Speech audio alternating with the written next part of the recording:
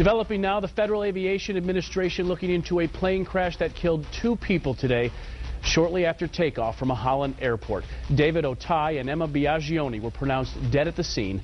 24-hour News 8's Leon Hendricks spent the afternoon on the scene. He's at the live desk now with the very latest information. Leon? Larry, good evening to you. Certainly difficult time at Hope College. We know that David was on the soccer team. Emma worked for the college newspaper. What we don't know is what caused the crash that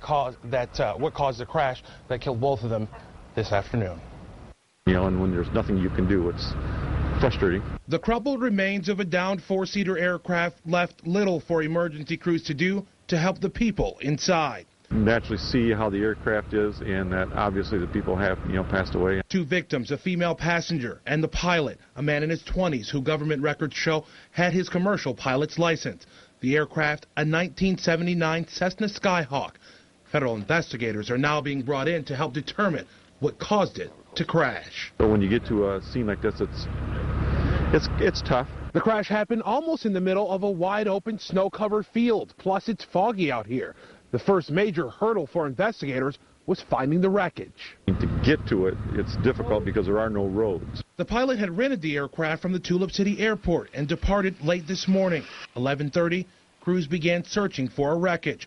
The airport manager says the pilot had departed and shortly thereafter was trying to head back to the airport where he had been a client for about 3 months. He was a very pleasant kid, nice kid.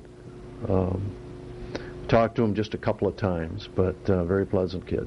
The airport manager says they inspect the planes after every 100 hours of flight.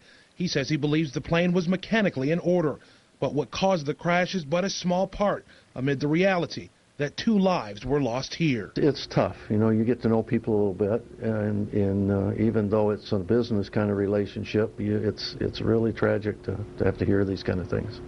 Now, the investigation continues tonight. The fire chief tells us that a distress call was detected from the plane, but no word on what that distress call indicated. The investigation, again, ongoing as the Federal Aviation Administration is on the scene tonight. At the live desk, Leon Hendricks, 24-hour News 8.